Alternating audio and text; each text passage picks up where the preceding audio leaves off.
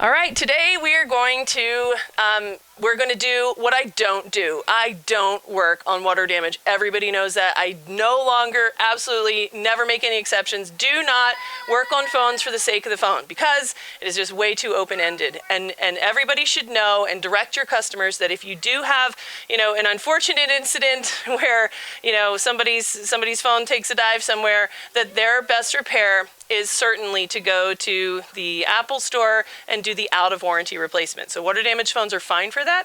Just send them straight to Apple. And for an iPhone 6 for $299, iPhone 5, 5S, 5C, $279, iPhone 4S, $199, you can walk out of there with a, new/refurbished iPhone. Now, why is that the best repair for people? It's the best repair because by the time you put time into professional water damage repair, which means absolutely desoldering the shields, microscope exam, professional ultrasonic cleaning, going through troubleshooting, short detection, a huge amount of time into the board. This is definitely a $100 more board repair time. Plus, then you have to combine that with sort of your part swapping jobs. Maybe, it'll definitely need a new battery, maybe a new camera.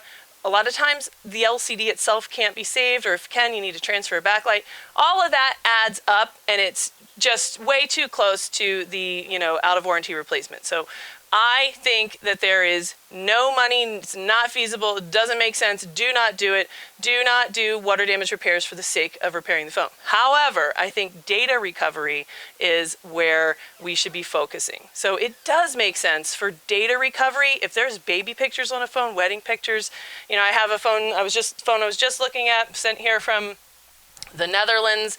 There's a 4-month-old baby, all his pictures are on this phone.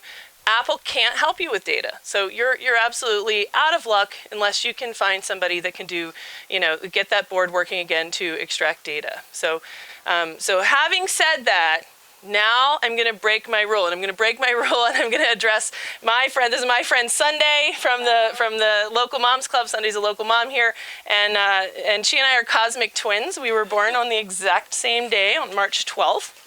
And you'll notice that I'm putting on gloves, which, I don't really put on gloves for a lot of repairs. This one, I'm going to put some gloves on. So I got a message late last night about Sunday's foam. Here it is. This isn't, smell it. No, it's beautiful. It's deodorized, right? Mm-hmm. So tell us what happened to this phone. What's the story here? James Taylor concert, Canandaigua. Went to use the Porta-Potty at the beginning of the show, right when we got there. At the beginning of the show. Yep. Good. I heard a clunk, thought it was my girlfriend in the stall next to me. Are you okay? Yeah, I'm fine, great. Go into the show, go to call someone, realize my phone's gone, assume I left it in the car. Look for it, it's not around, so look up, I find my iPhone, and I see the dreaded offline. When every other device we own, every iPad, the MacBook, everything's online except for my iPhone. Oh, I know all about that, yeah. Had that revelation of that was the clunk. That was the clunk, was my phone falling into the Porta-Potty. Not the toilet, not a nice clean white flush toilet. Right, but the blue. Very blue water Porta-Potty. I'd like to do a poll of how it's hard. I think I would try to get it. I didn't at first. We were like, that sucks. I can't believe that happened. And then about an hour later, so it's about 2 hours that the phone was in there, I said, I can't let it go. I can't let it go, knowing that I know Jessa. I can't let it go because Jessa smashed a toilet in her front yard to get a phone out.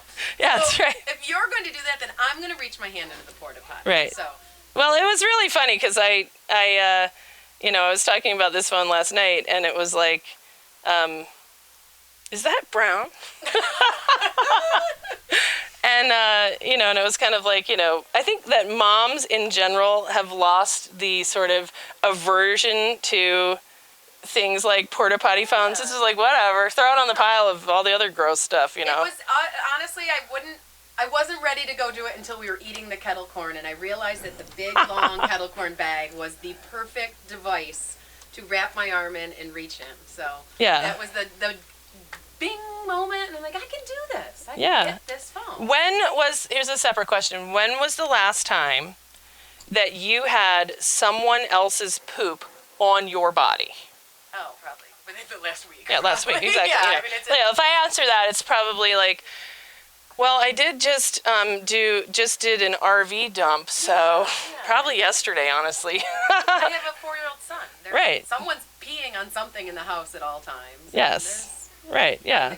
So it's not. It's less horrifying, but still, I mean, I would think that the blue Porta-Potty, in my mind, that, I mean, I've never really investigated that close, but in my mind, there's like a stack of like shit and diapers and maxi pads. No, and that's what you would... Swirling in a sea. At the James Taylor concert, it was a very nice assortment of what was in there. There was no tampons, there was no pads. Yeah, like I wouldn't want to and it's a square pad. All blue Someone else's pad. Blue water. Some toilet paper, but mostly blue water. It was not as... So the looks on everyone's faces is with the people staring at me, because of course we waited till intermission to go back. Right. So thousands of people waiting for the toilet, and I'm reaching my hand in, and when I pulled that phone out, it was such a victorious moment. Like, I actually found it. I went through 2 stalls. All right, tell me about that. Yeah, so I couldn't remember which one it was. So I thought, someone's in this one, I'll go pee in the one next to it while I wait. And then I'll go into the one that I thought it was, and after a thorough search and blue water everywhere, realized it was in the wrong stall. Oh, jeez. So we went to the next door, and that was the one I just had peed in. So I gave it one more last flushing of urine before I yanked it out of the blue water. All right. So, what was your, like, so if I was there, what would be my strategy? What would be your strategy for retrieval? Like, I don't know. Like, I mean, that would be the thing. Like, when I actually considered, like, staring into the black hole, is it worth it to me? It's not as deep as you think. Okay. That's the first. It was not that deep. My girlfriend Kylena had devised a stick with a Y in it. She was very specific about pulling a certain stick with a Y, and a Wegmans bag with the handles, and she tried to scoop all the water out. Like a divining rod kind of thing going on? Yeah, and then it just poured blue water all over us and pouring out of the toilet. So the bag over the hand was definitely the best way to do it. And we saw 2 cow poops. And we saw 2 cow poops. Yes. For the story. Yes, it is. But the question is, what should I have done at that moment? That is a good question. What should you do at that moment? Here, let's look. Let's do microscope.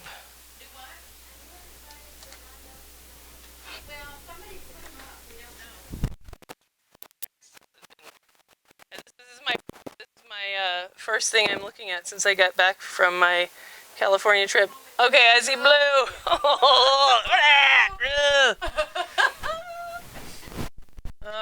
Yeah, that's bad. So I think the one thing is, when did this happen? Last night.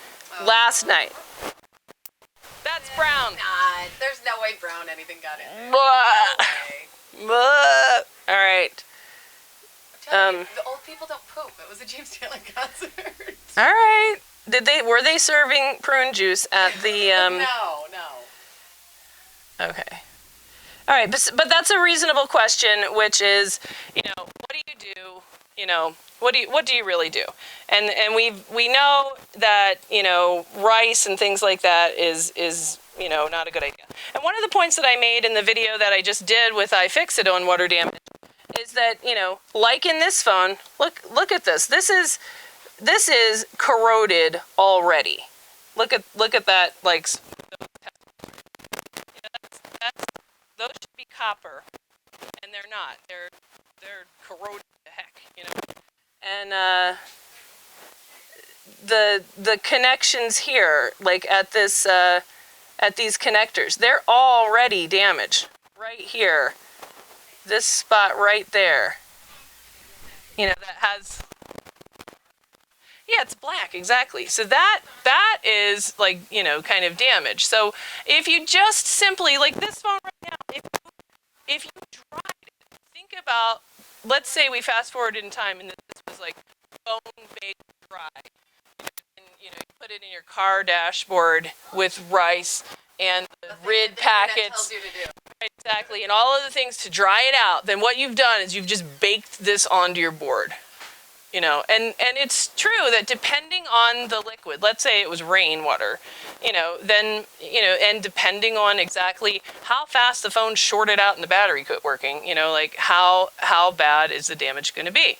It will be highly dependent on like the pH of the liquid, what the liquid was, and how much of it was. Was it just, you know, condensation, or was it totally submerged? You know, was it swirled around with piss in blue stuff for a couple of hours? That's a pretty worst case scenario. So, so the answer is drying it out with rice is never, ever, ever, ever, ever, ever a good plan.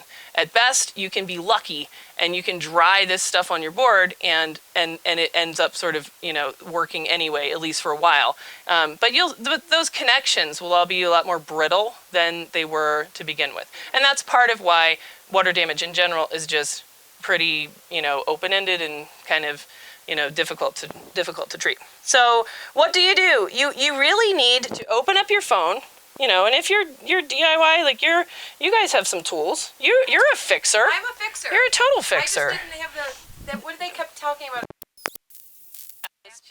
Yeah, the pentalobe driver, and you know it's what that is.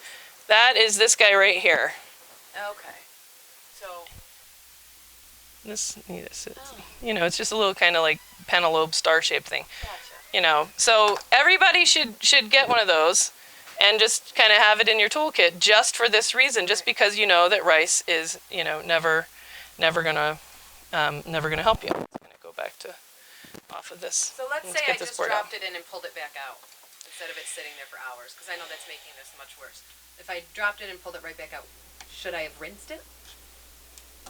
Yeah, in that case, if you know it's been in acid and urine is acidic, then rinsing it is better. If you could put the whole thing, ideally you would open it up, because you really don't want your screen, your camera, or your battery in any kind of water. So once that's done, that's done. But your board is the phone, and so you can ideally open it up. So for you, if you had that screwdriver, and know, like, this week is Liberation Week at iFixit, you know, they'll sell you for, you know, I mean, you could buy that screwdriver. It's like an $8 screwdriver, you know, and just kind of have it around so that you can always get into any phone.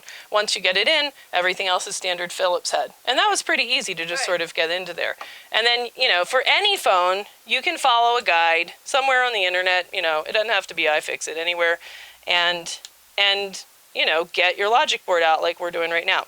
Then after that, what you want to do is put your logic board in isopropyl alcohol, rubbing alcohol.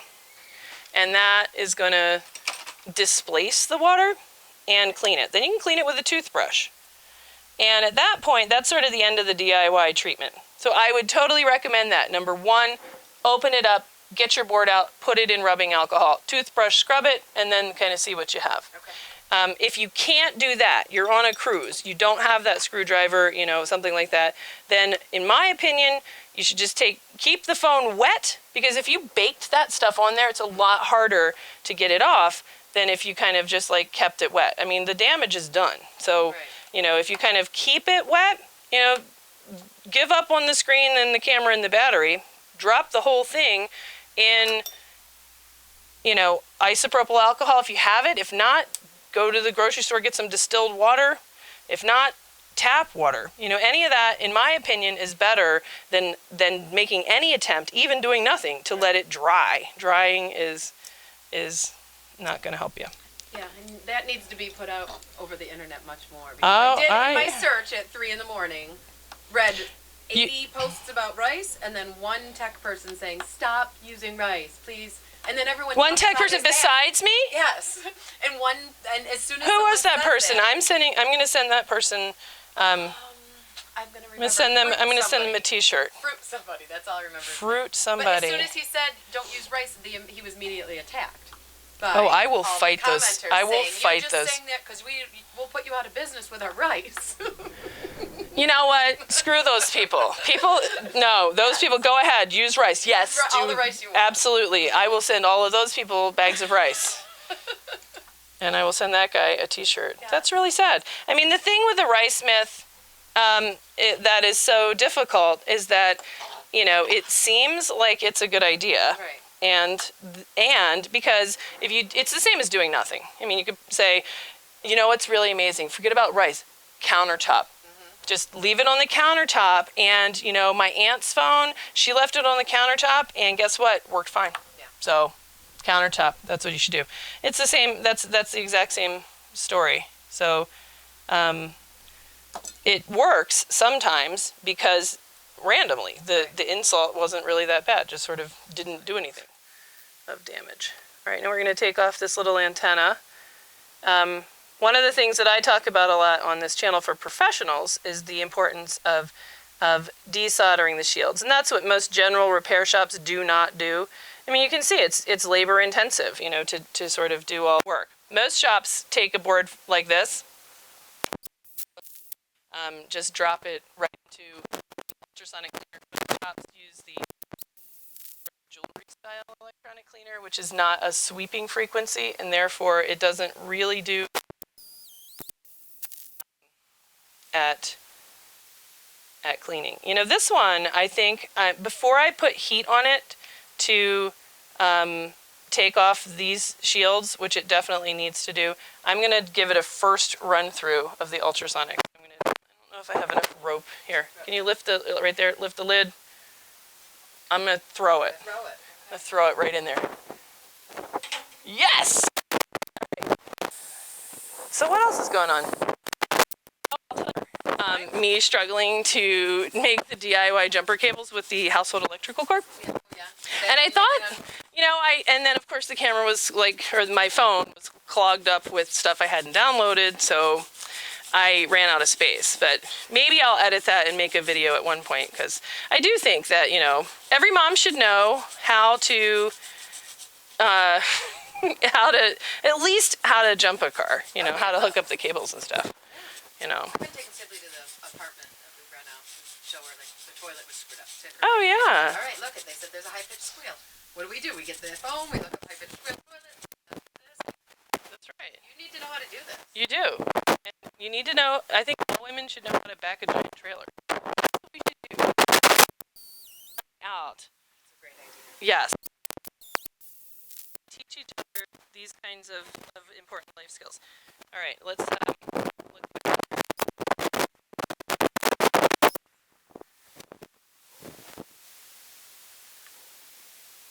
So that looks a lot better, you know, but you can, yeah. So you can see like some, like this guy's probably shorted out right there. My microscope has been taken out of whack here. This connectors area, so all the blue stuff kind of comes off, and it just kind of leaves behind like what was originally damaged, like this pin right there. That will need like a little kiss of the soldering iron. All right, next step. Now that we've gotten a lot of the junk off, we still need to, because this phone was so severely damaged, the ultrasonic cleaner can't really get under those shields. So we're gonna desolder those.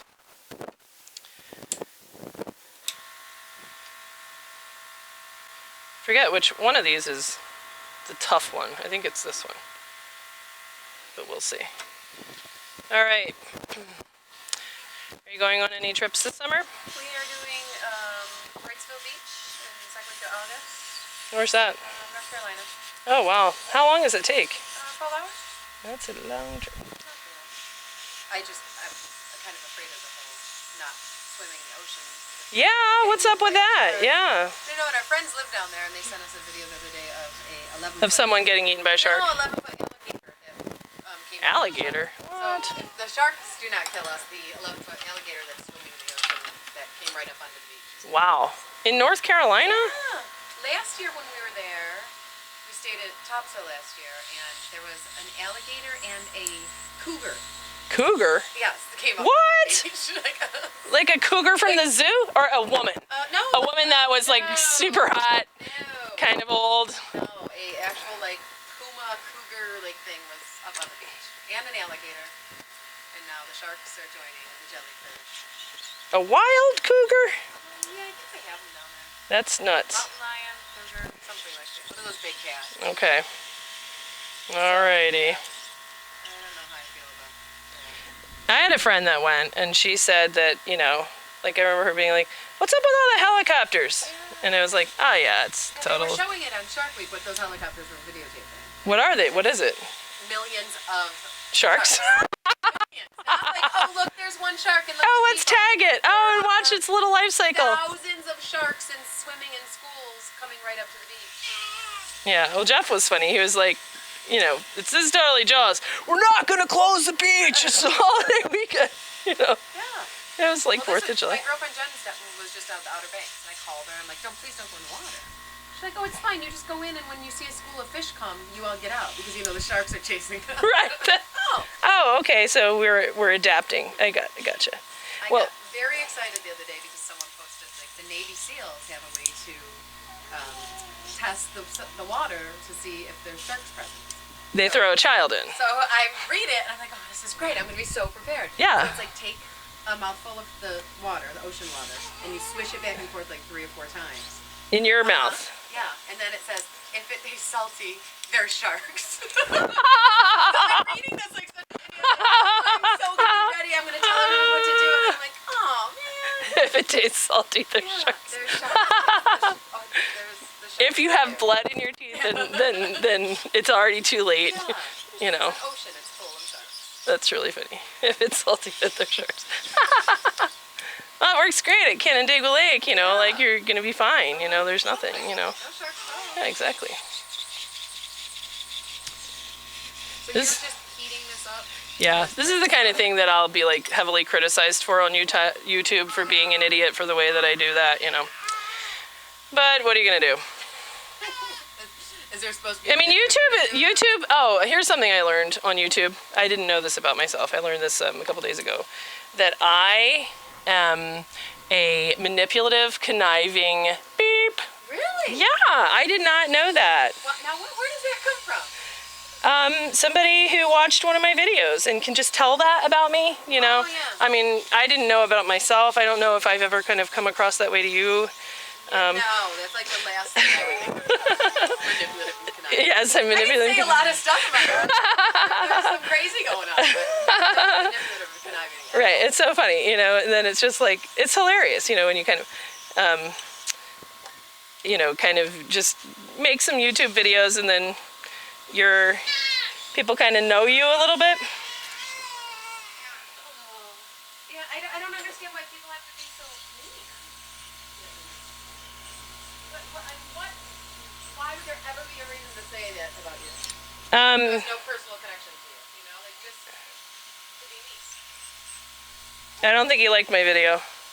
I mean, I get it. It was like a little tongue-in-cheek parody of, but friendly, you know, of you know, my extremely good friend Lewis, who I can say anything to, but everybody knows that we have like amazing respect for each other, so it's a total funny thing, you know, but maybe not if you're like, I think he was like probably a Lewis diehard, thought I was talking trash about the man. Yeah, exactly. Why do I smell, This, okay, yeah, are you sure? I'm positive. You're definitely sure, okay. You thought you were heating up all the Yeah, I did. dude That's right exactly it. I thought that this was there. We have a hot. baby with a poopy diaper in the room. Right, okay, just I making just sure. wanted to be Because so that's totally experienced for normal. you. I think you were a little That's disappointed totally that you normal. couldn't say it smelled like poop. So. Right, well, now it Yeah. does. Yes. And I appreciate that, you know, yes. Thoughtful. All right. Sometimes I do. I also don't like grocery shop or leave the house. Oh my God, I had to write, this is horrible. You know, soccer, it's soccer season. Are you doing soccer? Yeah, I was dumb enough to sign up all 4 kids. So dumb, because it was kind of like buy 2 kids, get 2 kids free. So I was like, all right, sure, maybe the girls will like it. Here's what I didn't think about. The reality of soccer snack duty. For 4. So you're Yeah, which was like, that was dumb. every week. So dumb, you know, just for that, like the time I have in my life to worry about soccer snack. Hey, let's not have a snack. How about that? I don't know why they need a snack. You don't need a snack. Yeah, exactly. You were, you know, why don't you have a snack at home? before you come and go to Dipper Dan's later. There is no need for this. This is ridiculous. So I actually I kind of thought, you know, like, if you were having like a financial hardship, couldn't you, like, you know, send a note and say, this is a hardship for me, and opt out of snacks? I said, buy out of snack. You know, cash is okay, but time is a hardship for me. Isn't that, like, horrifyingly rude? All right. Yes, that's totally what I'm doing. Never mind. Snacks on. I got this. Now all I need to do is call Maureen and say, hey, order a pizza for my team as well. All right, so YouTube people, look at this. So you saw me just ultrasonic clean this phone. And now you can see that under the shields, it still looks horrifying. So here's another case in point where cleaning a phone in ultrasonic, even the good ultrasonic, even the sweep frequency crest, if you don't desolder the shields, it doesn't count. Look at this. This is all sort of the, you know, display drivers. That's incredibly corroded and still looks just every bit as horrible. And look at the adjacent area that used to be covered in blue stuff, you know, and that looks pretty clean. So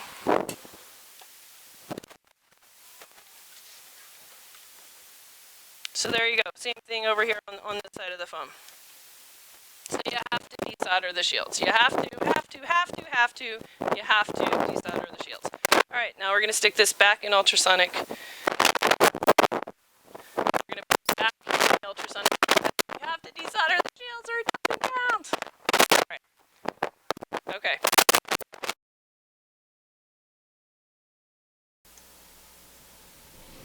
All right, so some of this video was corrupted with, this is Sunday's phone. It's later that day, and I wanted to just kind of finish up making the point of why I don't do this, why I don't work on this. So what happened with that phone, just to recap, is that the phone came in, it had spent a couple of hours inside the bottom of a porta-potty. Really gross, acidic, not a good candidate for repair. Even if I did do water damage repair, which I don't think is feasible. So what did we do? It was still wet, which is good. Put it through an initial ultrasonic cleaning to just kind of prevent anything from getting caked on the board when I used heat to desolder the shields. Then I used heat to desolder all of the shields of the iPhone 6, and we found significant corrosion under the shields, even though it had been through ultrasonic cleaning. After that, I put it through ultrasonic cleaning again with the shields off, and a lot of the corrosion came up, but you could still see a lot of problem areas across the board. After that, we did dry the phone and attempt to boot the phone. And what happened was it immediately got hot. So then it's time to go down the rabbit hole. So we used some freeze spray to pinpoint where the short was. And we found a short. I can show you where it was on the board here. We found a short on the board on the strobe driver, and it was really corroded. The pads under the chip, and you know I pulled it off very quickly because I didn't want to heat up the A8 chip here. So it pulled off. It ripped up a lot of those corroded pads. And you can see how there's still a lot of corrosion on this guy. Oops, let's move that down so you can see that. So there's you know, a lot of corrosion here on this guy. Both sides of that component are corroded, and this one right here looks really bad. So that means there's probably corrosion under some of these chips. I think one of these is a display driver. That looks bad. You know, so there's a lot of sort of problem areas in this phone. So after we removed this strobe driver chip, took off the chip, and that did relieve the short. So then we put current back through the phone with a known good battery, and briefly it was detected by iTunes in recovery mode, which means that, you know, even, you know, that the data is not going to be accessible, whatever pictures that are on that phone. So then we continued to just sort of hunt through the phone, looking for shorted caps that might be acting as a wire, and looking for missing filters, cleaning up anything that we could see. And at that point, you're really, really down the rabbit hole. So the next step is to do what I've done here, and I've attached some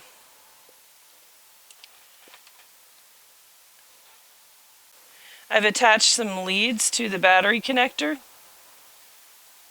I've soldered on some leads. And this allows me to connect the phone to a DC power supply.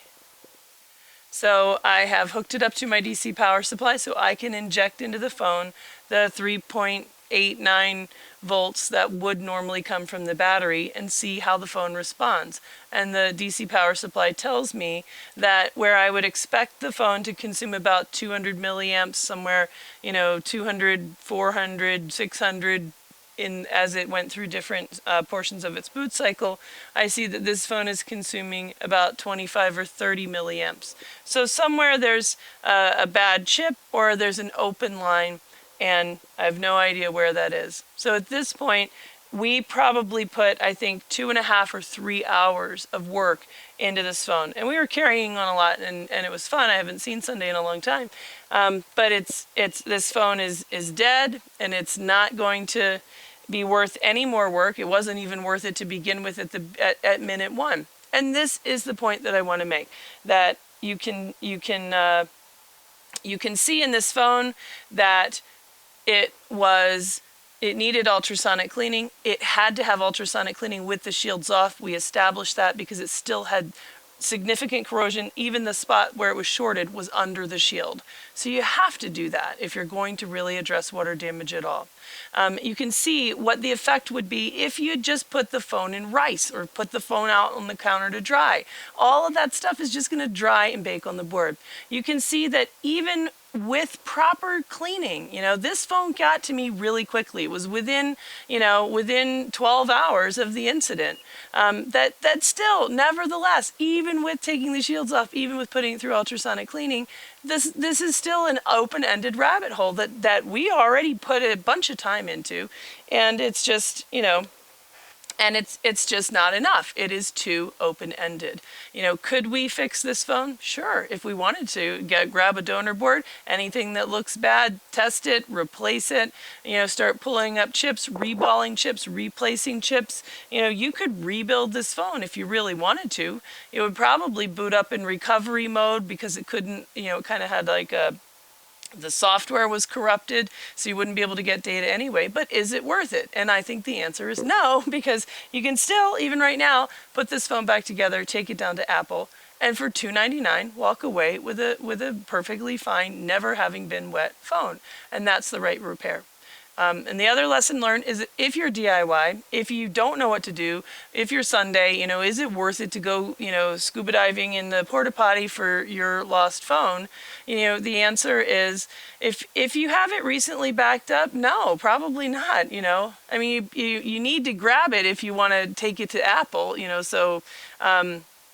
So, getting it, yes, but maybe not putting any work into it.